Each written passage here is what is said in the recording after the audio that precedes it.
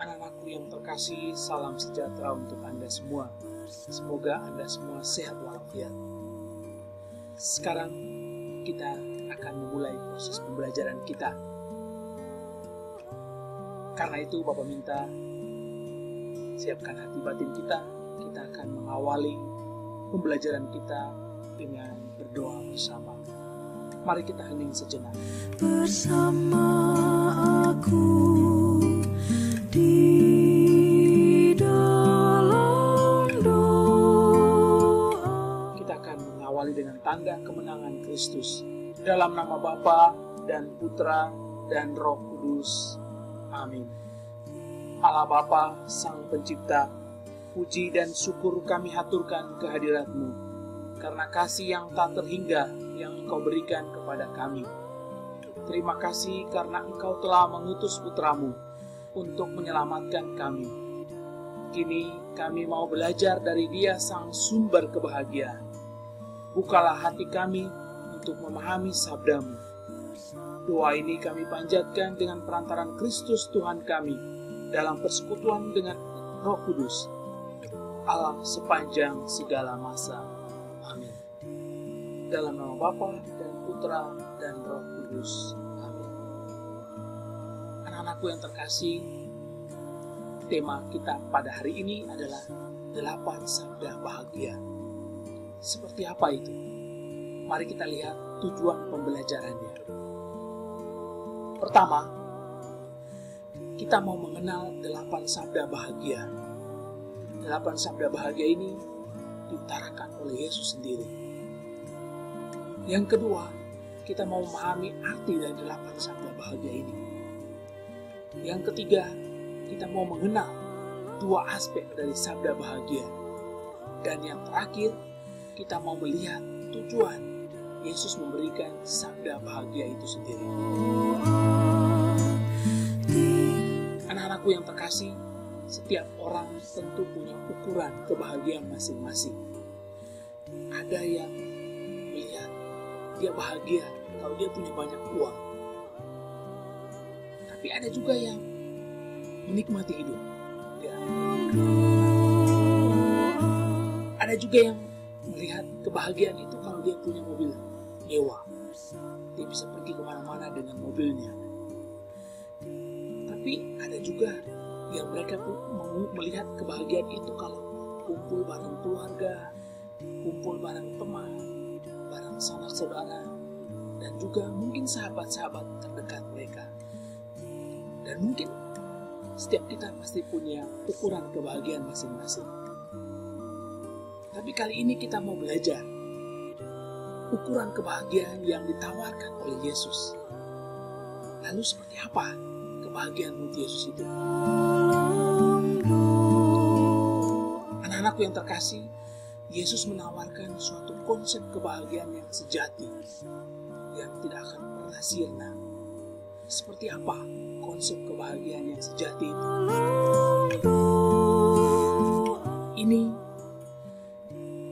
konsep kebahagiaan Yesus ini ada 2. Pertama, kebahagiaan dalam kaitan dengan relasi kita dengan Allah, yang kita juga disebut dengan relasi vertikal. Tetapi relasi vertikal ini perlu juga dilengkapi juga dengan relasi horizontal, kebahagiaan dalam berelasi dengan sesama. Allah yang tidak kelihatan, Allah yang dalam wujud roh, mampu kita temukan, kita jumpai dalam relasi kita dengan sesama. Konsep kebahagiaan Yesus ini dia ungkapkan ketika ia sedang berkhotbah di bukit. Dan kita lihat dalam Injil Matius bab 5 ayat 1 sampai 12 tentang ucapan bahagia. Ucapan bahagia ini yang kita lebih kenal dengan 8 sabda Yesus. 8 sabda bahagia Yesus. Seperti apa 8 sabda bahagia ini? 8 sabda bahagia ini mencakup 2 aspek. Aspek yang pertama berkaitan dengan aspek iman. Ini termuat dalam Injil Matius bab 5 ayat 3 sampai 6. Aspek iman berkaitan dengan relasi kita dengan Tuhan. Ingat tadi tentang relasi vertikal. Ada 4 kriteria yang Yesus sampaikan. Pertama, orang yang miskin. Orang yang miskin disebut bahagia oleh Yesus karena orang ini selalu mengandalkan Tuhan, menyandarkan hidupnya pada Allah, Allah sebagai tumpuan hidupnya. Yang kedua, orang yang berduka cita. Orang yang berduka cita adalah orang yang selalu sabar dan setia kepada Tuhan. Dia tidak mudah putus asa meskipun menghadapi banyak persoalan hidupnya. Yang ketiga, orang yang lemah lembut. Orang yang lemah lembut di sini adalah orang yang rendah hati. Orang yang rendah hati menantikan pertolongan Tuhan.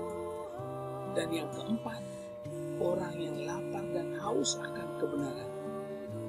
Mereka ini lebih mengutamakan kebutuhan rohani demi terwujudnya kerajaan Allah. Ini aspek yang pertama, aspek iman. 8 sabda bahagia Yesus ini juga mencakup aspek yang kedua, yang kita sebut dengan aspek sosial. Aspek sosial ini termuat dalam Injil Matius bab 5 ayat 7 sampai 10. Lanjutan dari aspek iman tadi. Ini juga ada 4. Pertama, orang yang murah hati. Orang yang murah hati di sini adalah orang yang gemar berbagi kasih, mau berbela rasa kepada siapapun. Ingat, Keuskupan Agung Jakarta menyadarkan kita dengan berbagai tema. Salah satunya adalah gerakan untuk berbagi. Berbagi kepada mereka yang KLNTD, kecil, lemah, miskin, tersingkir, dan kaum difabel. Lalu yang kedua, orang yang suci hatinya.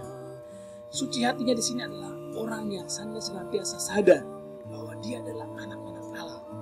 Karena dia anak-anak Allah, maka dia siap melaksanakan kehendak Allah.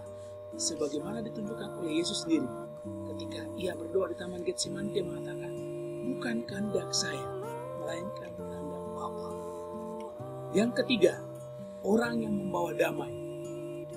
Orang yang membawa damai di sini adalah orang yang selalu menciptakan damai. Di mana ada dia, pasti ada damai, ada sukacita.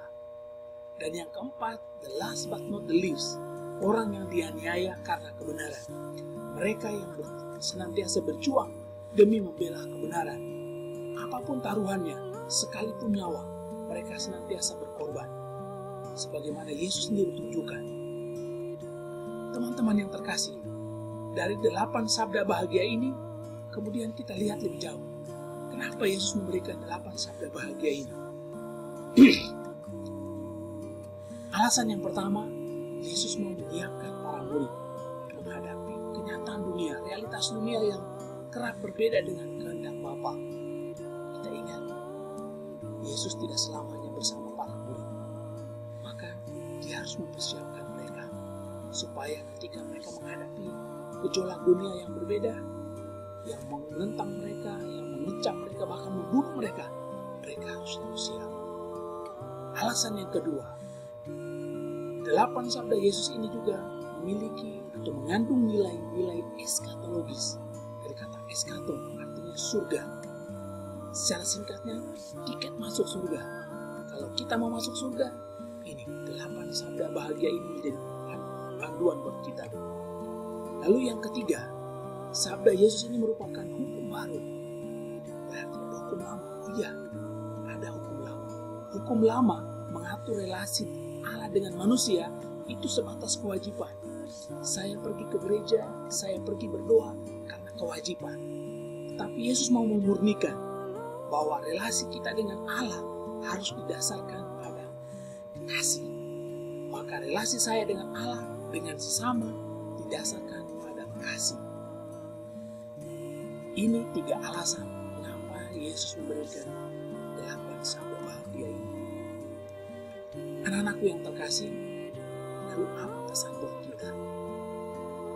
Yesus menawarkan ini dan keputusan berada pada kita. Kita mau memilih yang mana? Yesus tidak bisa memaksa. Keputusan ada pada keputusan bebas kita. Kita mau ikut Yesus, masuk surga, berarti ikuti jalan. Teman-teman yang terkasih,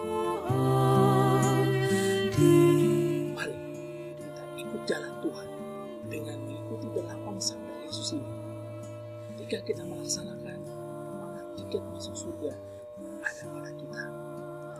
Tuhan menantikan kita. Tuhan senantiasa menawarkan ini setiap saat, meskipun kadang kita jatuh. Tuhan senantiasa setia menemani kita. Bersama Tuhan Yesus, segala sesuatu bisa terjadi. Dan sejenak kita resapi ajaran Yesus ini.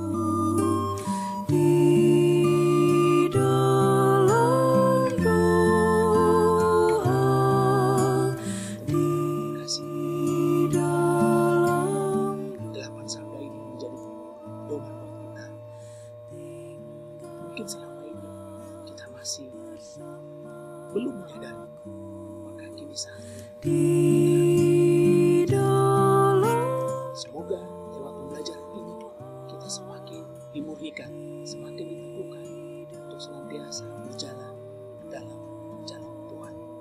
Ingat, melibatkan Tuhan, segala sesuatu bisa menjadi mungkin.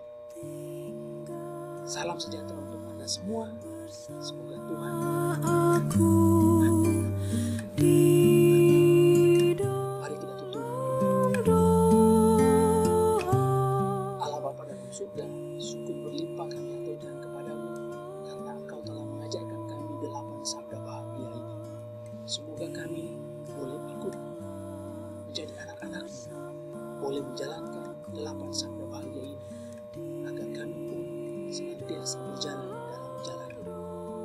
Sertailah kami